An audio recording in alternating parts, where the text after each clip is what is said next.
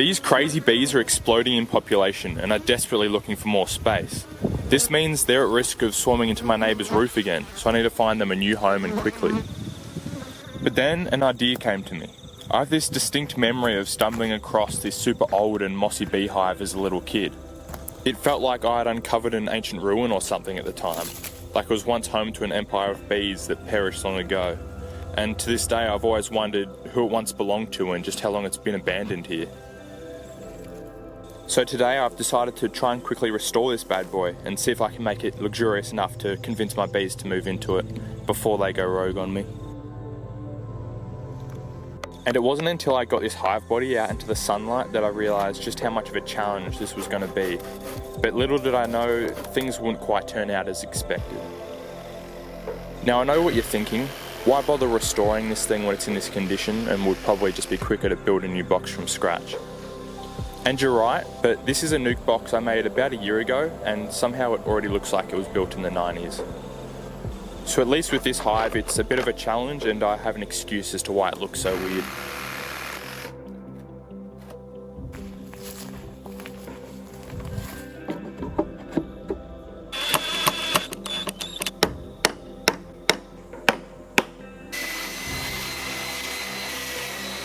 After sanding the wood down, I was filled with a little bit of confidence. I figured that so long as I replaced the decayed sections and added some support, that this might actually be possible after all.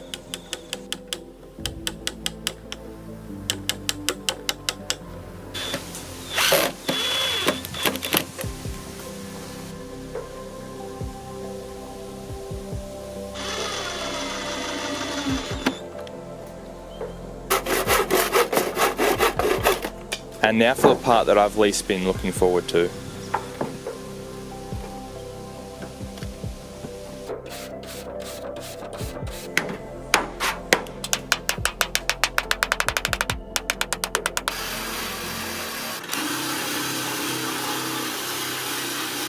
I thought there was no way I could reuse this wood, but it's actually surprisingly sturdy and only really needs to act as insulation anyway.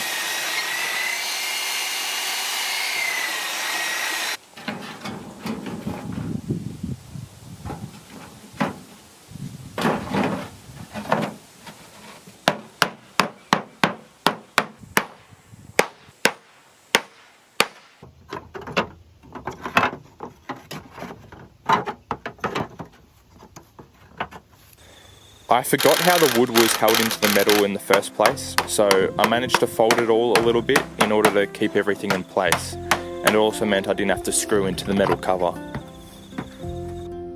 And that looks a lot more functional and slightly less ugly.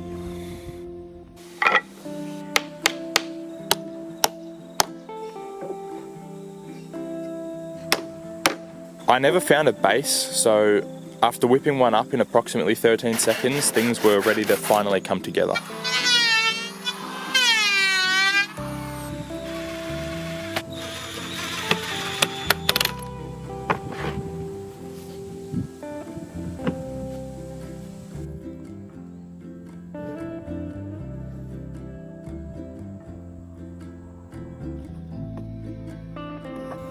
I then decided to fill in some of the gaps with some warm beeswax.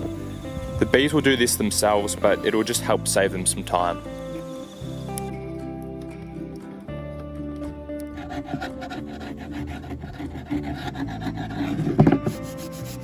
And I was going to coat the whole thing in a mixture of melted beeswax and linseed oil, but the knob to my stove broke while it was releasing a ton of gas.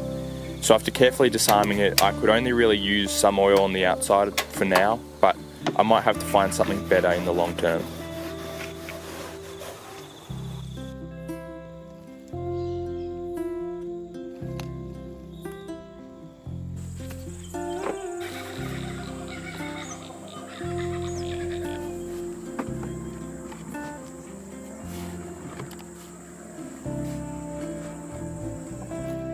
This is the monster hive that won't stop expanding, so this is where I'm going to steal some bees from and create another colony, while also giving the big one some room to grow.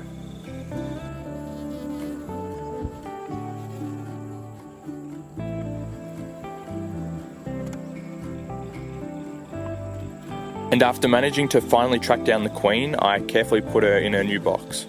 And while I'm far from a bee expert and this isn't a beekeeping channel, I know that this is essentially imitating what would happen naturally, as when a hive runs out of space, the old queen will leave with half the colony to find a new home.